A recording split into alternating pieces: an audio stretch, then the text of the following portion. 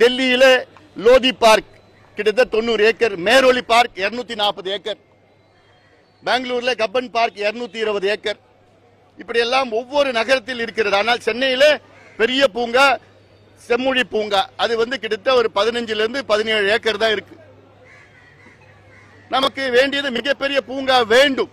அங்கே நடுத்தர மக்கள், ஏழை மக்கள் அதை பயன்படுத்துவார்கள்.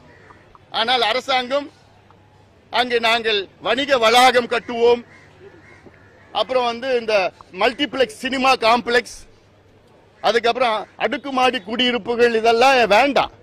அதற்கு நிறைய இருக்கு, இடம் இருக்கு, அதுக்கெல்லாம் இந்த இடத்துல கட்ட வேண்டாம். ஏன்னா தமிழ்நாடு அரசு சொன்னது காலநிலை செயல் திட்டம், கிளைமேட் ஆக்ஷன் பிளான். இதுல 2030க்குள் இந்த பசுமை பரப்பளவை அதிகப்படுத்துவோம், பொது வெளி இடத்தை அதிகப்படுத்துவோம், இதெல்லாம் சொல்லியிருக்கின்றார்கள். தமிழ்நாட்டினுடைய சராசரி மழை 950 மில்லிமீட்டர், சென்னையுடைய சராசரி மழை 1050 மில்லிமீட்டர். இது இன்னும் கொஞ்சம் 30-40 மில்லிமீட்டர் கூடும் என்று சொல்கிறார்கள் நிபுணர்கள். ஆனால் அதற்கு ஒரே பிரச்சனை என்னன்னா, இதற்கு முன்பு 4 நாட்களில் பெய்த மழை ஒரே நாளில் பெய்யும். ஒரே நாளில் பெய்தால் கொள்ளளவு இல்ல, அதை உரிகின்ற தன்மை இல்ல, ஓபன் ஸ்பேஸ் சென்னையில் இல்ல. அதனால் கடலுக்கு அத்துணை தண்ணீரும் செல்கிறது. இதனால் மிகப்பெரிய பிரச்சனை வரும். சென்னையில கிட்டத்தட்ட 850 பூங்காக்கள் இருக்கிறது. அதில் 800 பூங்காக்கள் 3/4 ஏக்கர், அரை ஏக்கர், 1.25 ஏக்கர், 1.5 ஏக்கர், 2 ஏக்கர் தான் இருக்கு. 800 பூங்காக்கள், 50 பூங்காக்கள் தான். அதுல 40 பூங்காக்கள் 5 ஏக்கர், அதுல 10 பூங்கா தான் 5 ஏக்கருக்கு மேல இருக்கிறது. ஆனால் இது போன்ற பெரிய பூங்காக்கள் வேண்டும். அங்கே மக்கள் அங்கே பயன்படுத்தணும். குறிப்பாக இளைஞரின் நடைப்பயிற்சி, உடற்பயிற்சி, அங்கே குடும்பத்துடன் அங்கே மகிழ்ச்சியாக அங்கே காலத்தை கடக்கலாம். விடுமுறை நாள் எல்லாம் போலாம் அங்க. அதனால இதை முதலமைச்சர் அது அவசியமா செய்யணும். முதலமைச்சருக்கு எங்களுடைய அன்பான ஒரு வேண்டுகோள், தயவு செய்து இப்போ சுதந்திர தின அன்னைக்கு நீங்க இதை அறிவிங்க. சென்னையில மிகப்பெரிய பசுமை பூங்கா கோயம்பேடு பேருந்து நிலையம் இருந்த இடத்துல நாங்கள் கட்ட இருக்கின்றோம், 60 ஏக்கர்ல கட்ட இருக்கின்றோம் என்று அறிவிங்கள். அதற்கு கலைஞர் பேரை கூட வச்சுட்டு போங்க. காலங்காலமா மக்களுக்கு பயன்பெறுகின்ற ஒரு பூங்காவை உங்க காலத்தில் நீங்கள் அமைக்க வேண்டும் என்று கேட்டுக்கொள்கின்றோம். அதனால்தான் இன்னைக்கு 10 லட்சம் கையெழுத்து இயக்கம் விழிப்புணர்வு பிரச்சாரம் நாங்கள் எடுத்து மேற்கொண்டிருக்கின்றோம். இதுல நிச்சயமாக இதை செயல்படுத்த வேண்டும், செய்ய வேண்டும் என்று தமிழக அரசிடம் எங்களுடைய அன்பான ஒரு வேண்டுகோள், கோரிக்கையாக வைக்கின்றோம். கட்டாயம் தமிழக அரசு செஞ்சு தரணும் அமைச்சர் சேகர் பாபு வீட்டு முன்னாடி நாங்க போராட்டம் நடத்துவோம், பண்ணாருன்னா மாலை போட்டு பாராட்டுவோம் சொல்லிருக்கோம். ஆமா, அது உண்மைதான். ஏன்னா அதுக்கு பிறகு ஏதோ 27 ஏக்கர்ல நாங்க பசுமை பூங்கா அமைப்போம், மற்றதெல்லாம் வணிக வளாகம் என்றெல்லாம் சொன்னாங்க. அதெல்லாம் ஏத்துக்கிட முடியாது எங்களால். எங்களுக்கு வேண்டியது பொது இடத்தை அப்படியே பசுமை பூங்காவாக மாற்றி அமைக்க வேண்டும். இதுல வணிக வளாகங்கள், அதாவது ஏதோ தனியார் வணிக வளாகங்கள், அரசு வணிக வளாகங்கள் எத்தனையோ இருக்கு, வளாகங்கள்லாம் இருக்கு. அதுல ஆனா பார்க் இல்ல, நடைபயிற்சி இல்ல, சைக்கிள் ஓட்டுற இடம் கிடையாது. இதெல்லாம் வெளிநாடுகள்ல ஒவ்வொரு நகரிலும் இருக்கு. நான் மீண்டும் சொல்றேன், தொற்றா நோய் 75 விழுக்காடு சென்னை மக்களுடைய இறப்புக்கு காரணம் தொற்றா நோய், நான் கம்யூனிகபிள் டிசீசஸ். அதற்கு தடுப்பு நடவடிக்கைகள்ல இது உடற்பயிற்சி, நடைப்பயிற்சி, யோகா பயிற்சி, இதெல்லாம் பயிற்சி செய்யணும். அதுக்கு இடம் வேணும், இடம் இல்ல.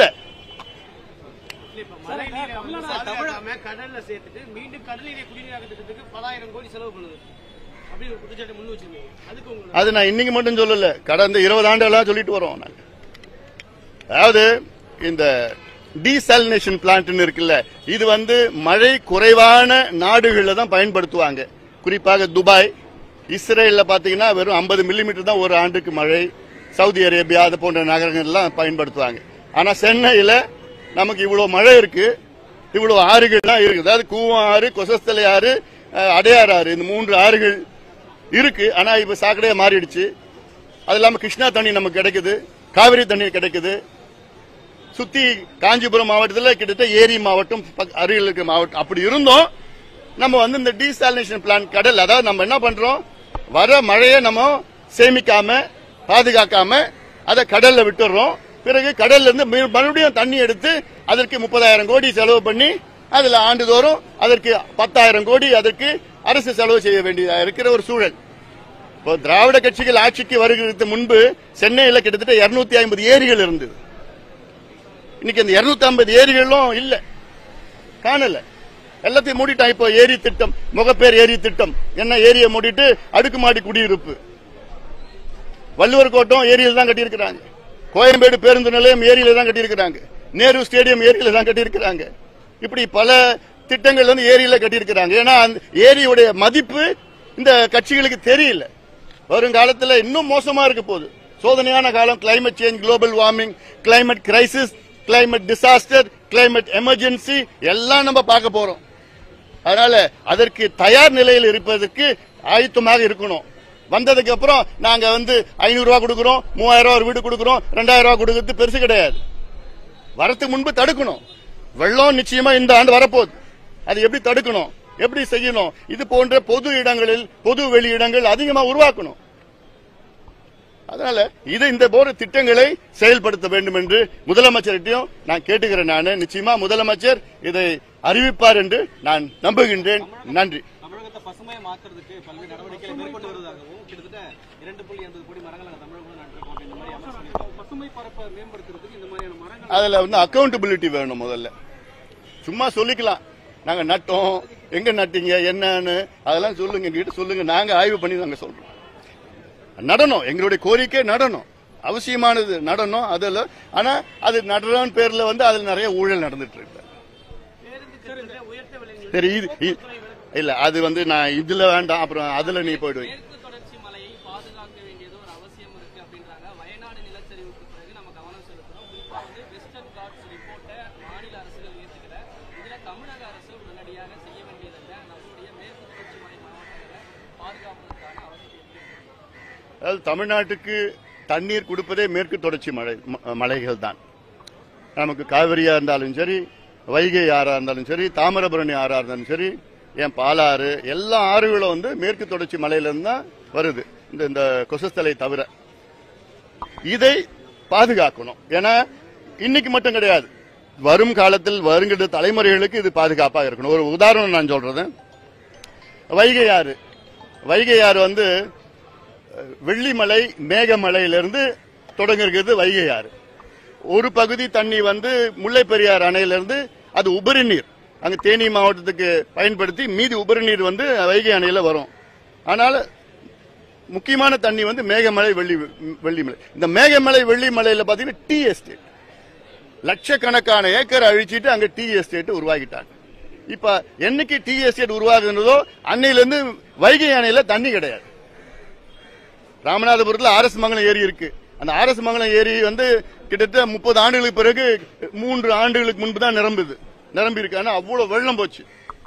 அப்போ அதெல்லாம் காடா இருக்கணும். நம்ம அதை அழிச்சிட்டு நம்ம டீ எஸ்டேட், காஃபி எஸ்டேட் எல்லாம் போட்டுக்கிட்டு அதுல காட்டை அழிச்சிட்டோம்னா இது போன்ற நிலச்சரிவுகள் மட்டும் கிடையாது, நமக்கு கொடுக்கிற தண்ணீரும் நாளைக்கு கிடைக்காது. ஏன்னா இந்த தண்ணீர் தான், அதாவது 3வது உலகப் போர் எதுக்கு வரும், தண்ணீருக்கு தான் வரும்னு பல நிபுணர்கள் சொல்றாங்க. வரக்கூடாது. அப்படி நமக்கு தண்ணீர் கிடைக்கிற தண்ணீரை நம்ம சேமிக்கணும், மிச்சப்படுத்தணும். இன்னைக்கு கூட காவிரியில தண்ணி உபரியா போயிட்டு இருக்கு. ஆனா எங்களுக்கு எல்லாம் வயிறு எரியுது. போற உபரி நீர் இப்ப 16 கண் பாலத்தில் மேல தண்ணி போயிட்டு இருக்கு. 120 அடிக்கு மேல தண்ணி வழிஞ்சிட்டு இருக்குது மேட்டூர் அணையில. எங்க போகுது தண்ணி? கடலுக்கு தான் போயிட்டு இருக்கு. ஏன்னா அது தேக்கி வைக்கிறது இடம் கிடையாது. இது போன்ற எவ்வளவு திட்டங்கள் நிலுவையில் இருக்கு. காவிரி குண்டார் திட்டம், மேட்டூர் உபரி நீர் திட்டம், தருமபுரி காவிரி திட்டம், அத்திக்கடு அவனாசி திட்டம், இதெல்லாம் முடிங்க. திட்டங்கள்ல இருக்கு, அதுல முதலீடு செய்யணும். அதே போன்ற இந்த சூழலை பாதுகாக்க முதலமைச்சர் தனி கவனம் செலுத்தணும்.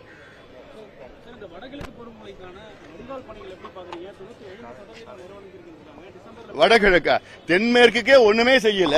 இப்ப நீங்க போய் பாருங்க, காவேரியில தண்ணி போகுது.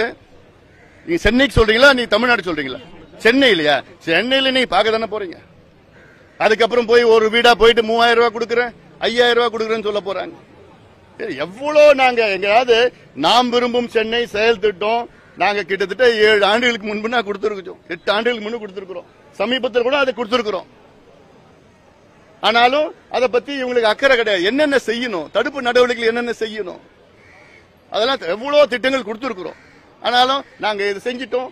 போன முறை சொன்னாரு சீஃப் செக்ரட்டரி 99 விழுக்காடு எல்லாம் நாங்க நிறைவேற்றிட்டோம். இதெல்லாம் மறுபடியும் அது ரிப்பீட் ஆகக்கூடாது.